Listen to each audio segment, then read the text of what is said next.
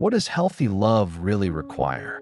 Not surface level affection, not temporary effort, not a half hearted presence. It requires depth. It requires courage. It requires accountability. But here's the truth: when you're with a dismissive avoidant, they often believe love is optional effort, a side task, something they can ration.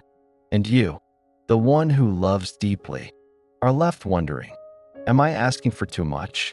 Or are they giving too little? The answer?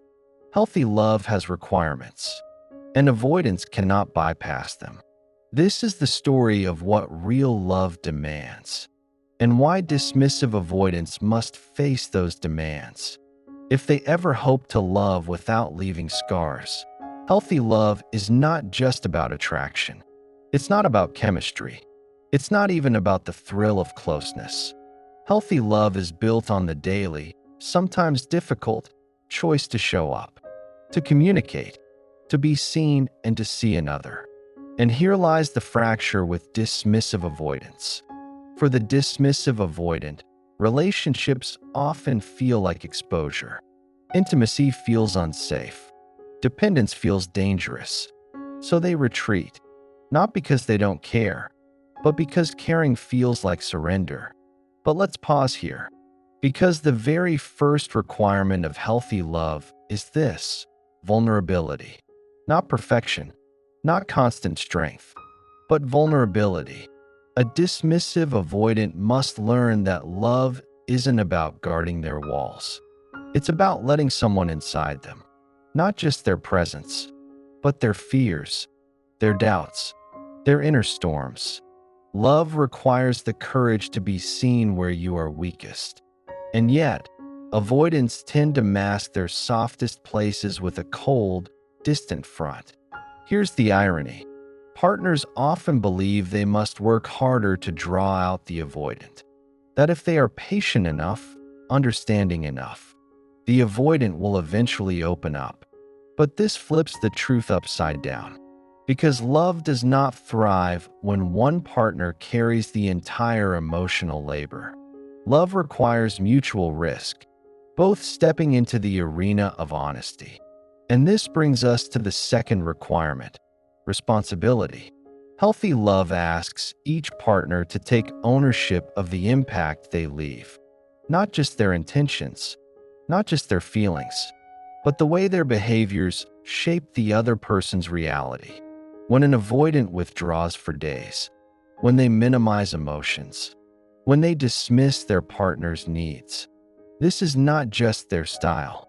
It leaves wounds. It shapes the emotional landscape of the relationship. To be in healthy love, dismissive avoidants must stop excusing their distance as a natural instinct and start recognizing it as a responsibility. It's not about villainizing them. It's about clarity. Because avoidance in love is not neutral. It creates imbalance. It creates longing. It creates pain. The third requirement: presence. Not just physical presence. Not just being in the same room, but emotional presence. The kind that listens. The kind that notices. The kind that remembers the details. Avoidants often believe that silence equals peace. That not fighting means everything is fine. But absence is not peace. It's neglect. Healthy love demands presence, a willingness to meet the other person in the ordinary moments, to ask how they're really doing, to sit with discomfort instead of shutting it down, to remain when the easier option is escape. And finally, healthy love requires commitment to growth. No one is born knowing how to love well, but those who truly care about their partner's well-being choose to learn. They go to therapy, they read, they practice, they change. Avoidants who believe love should simply adapt to their wounds miss the point, because love that refuses to grow will always decay. So here is the hard truth: if a dismissive avoidant refuses vulnerability, refuses responsibility, refuses presence, refuses growth, then they are refusing healthy love. And it is not their partner's job to carry that refusal. It is theirs to face. Because love, real love, is not built by one partner bending, contorting, and sacrificing endlessly. It is built when both step forward, bravely, into the sacred work of connection. And until dismissive avoidants accept this truth, they will not just lose relationships, they will lose the chance to ever know what love truly feels like. Healthy love is not a performance. It is not a script you rehearse. It is not saying the right words once and retreating into silence. It is a living, breathing exchange. It thrives when two people show up consistently, not perfectly, but honestly. And here's the brutal reality. Dismissive avoidants often try to skip the work by keeping relationships surface level. They want the benefits of closeness without the demands of intimacy. They want the safety of companionship without the vulnerability of connection. But healthy love cannot exist halfway, because halfway presence feels like absence, and halfway intimacy feels like rejection. This is where partners of avoidance often fall into the trap of self-blame. They think, if I were easier to love, they wouldn't pull away. If I were calmer, quieter, less demanding, they wouldn't shut down. If I were more patient, maybe they would change. But this is the lie of avoidance. Because no amount of shrinking yourself can fill the space they refuse to occupy. Healthy love requires balance. Two people sharing the weight. Two people investing energy. Two people choosing, every day, to lean in instead of pulling away. When that balance is broken, love turns into labor. One partner becomes the caretaker of the emotional connection, while the other drifts into comfortable distance. And the damage is subtle but devastating. The partner who carries begins to doubt their worth. They start mistaking silence for punishment. They begin to walk on eggshells, afraid that one wrong step will trigger retreat. This is not love. This is survival. Healthy love requires that dismissive avoidants confront this cycle. They must face the truth that avoidance is not just their coping style. It is a destructive pattern that shapes the emotional reality of their partner. And here's the next requirement: communication. Not selective communication. Not communication only when it's comfortable, but honest, vulnerable words when it matters most. Dismissive avoidants often communicate in fragments.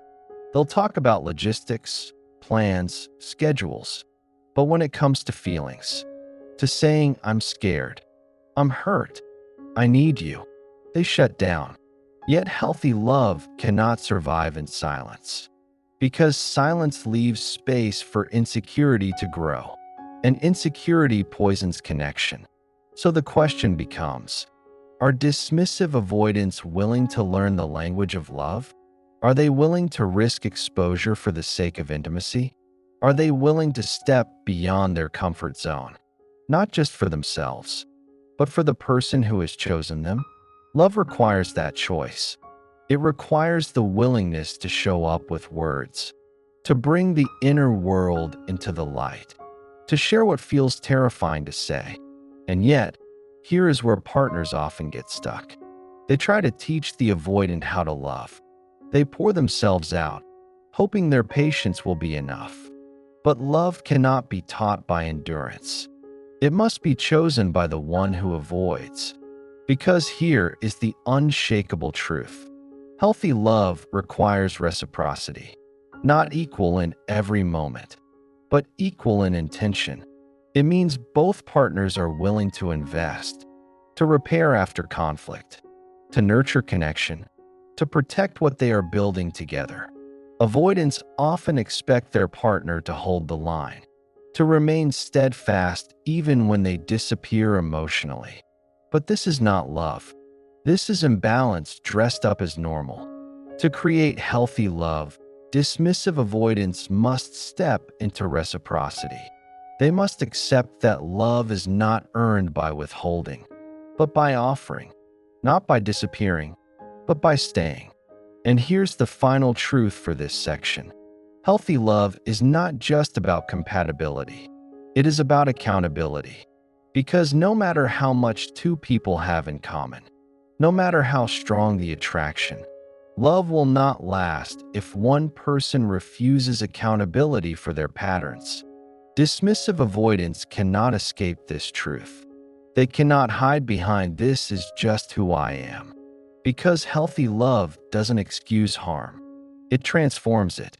And until avoidants are willing to step into communication, reciprocity, and accountability, they will always mistake survival for love. But survival is not love. And if they want real love, they must learn to give as much as they guard.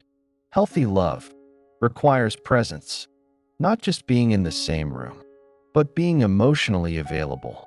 Dismissive avoidants often confuse proximity with connection. They think, if I'm here physically, isn't that enough? But presence without openness is emptiness. It's sitting across from someone you love, yet feeling completely alone. And this is where partners begin to ache. They crave the warmth of emotional presence, but what they receive is distance. To build healthy love, avoidants must unlearn this survival strategy. They must risk closeness. They must risk being seen. Because healthy love cannot grow in hiding. It needs vulnerability. It needs the kind of honesty that feels terrifying at first. The truth is, most dismissive avoidants were never taught that closeness is safe. They were taught that emotions equal danger, that needs equal weakness, that intimacy equals loss of control. So they built walls, walls that once protected them, but now imprison them. And here's the hard part. To love well, they must tear those walls down, not all at once, not recklessly, but brick by brick, with intention. Healthy love requires courage. The courage to say, I don't know how to do this, but I want to try. The courage to admit, I'm scared of needing you, but I still choose to need you. This is not weakness. This is strength. Because strength is not avoiding what terrifies you. It is walking through the fear towards something greater. Avoidants often pride themselves on their independence, but independence without intimacy is isolation, and isolation is not the foundation for love. Love needs interdependence, the give and take, the rhythm of support and surrender. It's the knowing that you can lean on someone else without losing yourself. Dismissive avoidants resist this. They fear that closeness will erase them. But in reality, closeness expands them. It deepens the self instead of destroying it. Healthy love requires trust, not blind trust, not instant trust, but earned, nurtured, reciprocal trust. And here's where many avoidants fail. They expect trust without offering transparency. They want loyalty without vulnerability. They want love without the risks that make it real. But love doesn't work that way. If you want devotion, you must give honesty. If you want intimacy, you must share your inner world. If you want closeness, you must stop running. Healthy love requires staying, not just during the good moments, but especially in the difficult ones. When conflict comes, avoidants flee. They shut down, withdraw, disappear. But the healthiest love is forged in conflict, in the staying, in the repairing, in the willingness to rebuild, instead of retreat. Because anyone can love when things are easy, but real love is proven when things are hard. Dismissive avoidants must learn this truth. The measure of love is not an avoidance of pain, but in how two people move through it together. And until they face this, their relationships will always feel fragile, always one silence away from collapse. Healthy love requires more. It requires that they stop running and start showing up, Because showing up, again and again, is the only way love survives. Healthy love requires emotional generosity, not just the grand gestures, not just the physical presence, but the everyday giving of self. A kind word, a gentle touch, a simple "I see you." These small moments are where love lives. But for dismissive avoidance, this kind of generosity feels dangerous. They fear giving too much. They fear being consumed. They fear that to offer love freely is to lose control. So they ration affection. They measure connection. They give in fragments, keeping the best parts of themselves locked away. And yet, what they don't see is that withholding love hurts not only their partner, but themselves, because to withhold love is to starve the very bond they secretly crave. Healthy love requires consistency, not just bursts of closeness, followed by long stretches of silence. Not, "I love you" one day, and cold withdrawal the next. Love dies in inconsistency. It loses its grounding. It breeds insecurity. Partners of avoidance often live in this roller coaster rhythm. Moments of tenderness, followed by sudden retreat. A kiss in the morning, a wall by night, and the partner begins to wonder, which version of you is real? Do you actually care? Or am I just imagining it?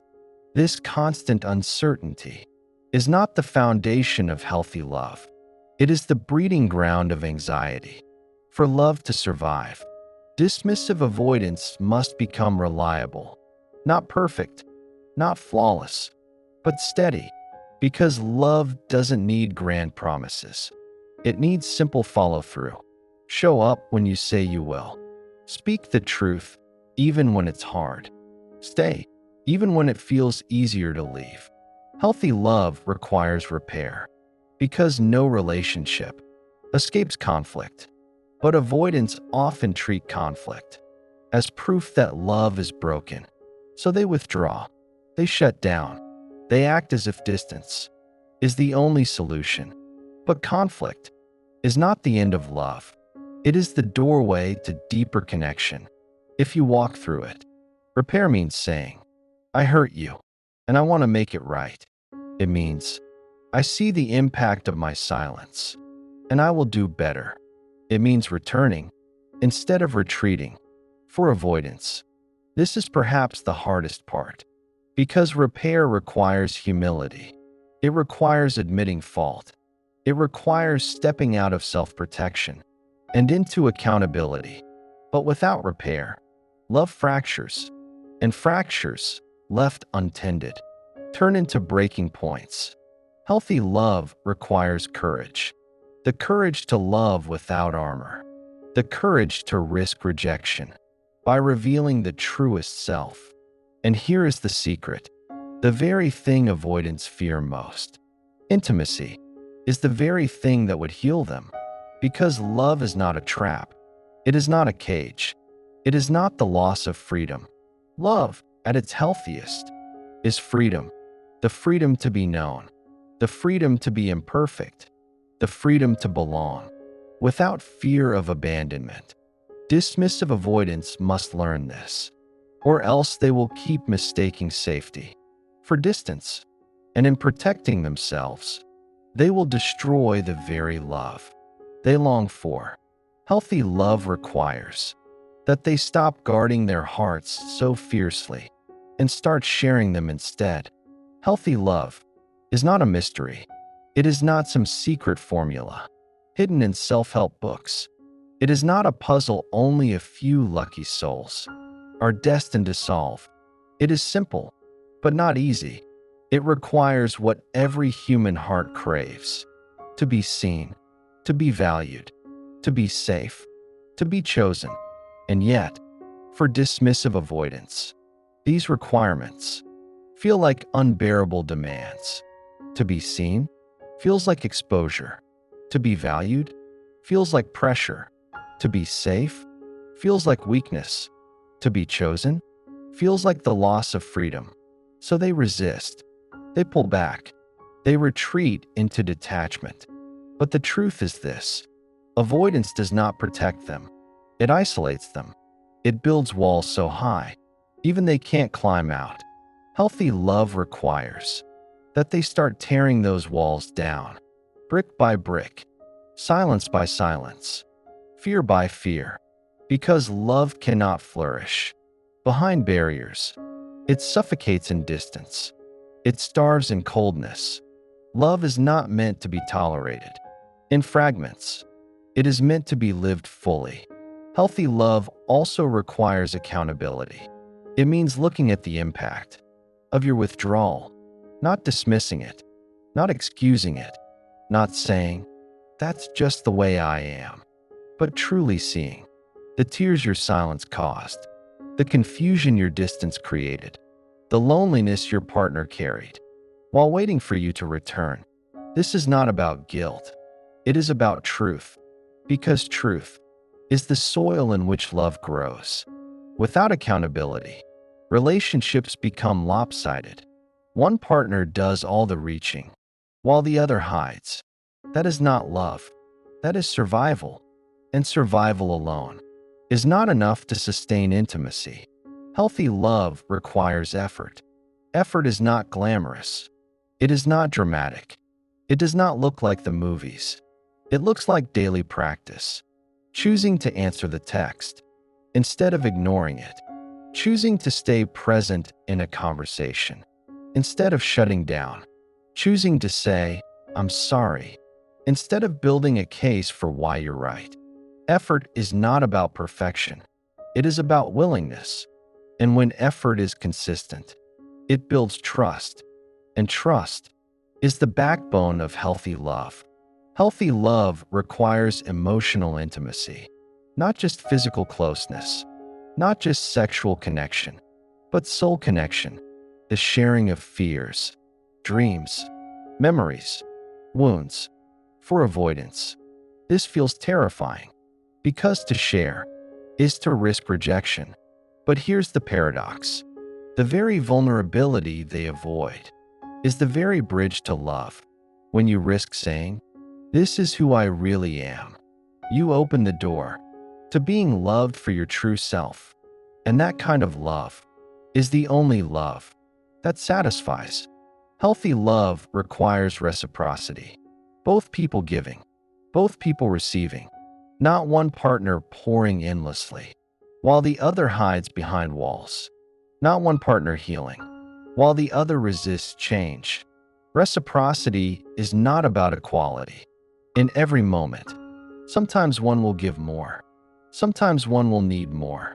But over time, there must be balance. Because when love becomes one-sided, it turns into sacrifice, not partnership. And sacrifice alone is not sustainable. Healthy love requires growth, not staying frozen in old patterns, not repeating cycles of withdrawal and pursuit, but asking, "What can I learn about myself? What can I change to love better?" Growth does not mean you never make mistakes. It means you repair them quicker. It means you notice them sooner. It means you refuse to let fear dictate the shape of your relationships. And growth is possible, even for dismissive avoidance. Neural pathways can shift. The nervous system can soften. The heart can learn to stay. But it requires intention. It requires courage. It requires desire. And here is the truth: most avoidants do not want to face. Healthy love requires presence, not just being in the room, but being in the moment, not just sharing a house, but sharing your heart. Presence is the greatest gift you can give to your partner, because presence says, "I am here, with you, for you," not halfway, not with walls, but fully. To the avoidant, if you are listening now, this is your invitation. Stop hiding. Stop rationing love. Stop pretending that detachment is strength. True strength is vulnerability. True freedom is connection. True safety is knowing that someone sees you fully and chooses you still. And to those loving and avoidant, remember, you are not responsible for their healing. You can hold space, you can offer love, but you cannot carry their burden for them. Healthy love is not about losing yourself to keep someone else comfortable. It is about walking together, side by side, both willing to grow. If they refuse to meet you there, that is not a reflection of your worth. It is a reflection of their fear. Do not let their fear convince you that you are unlovable. You are not hard to love. They are simply unpracticed in loving well. So here is the final truth. What healthy love really requires from dismissive avoidance is everything they've been taught to fear: presence, intimacy, consistency, repair, generosity, accountability, growth. And if they can rise to that challenge, they will discover that love is not their enemy. Love is the home they've been searching for all along. If this message resonates with you, don't just keep it in your heart. Share it. Let it ripple out, because someone you know is carrying the weight of avoidant love right now. And maybe these words will be the lifeline they need. And if you want more truths like this, more guidance for healing, more clarity about love, stay connected here, because together we are unlearning survival and choosing love.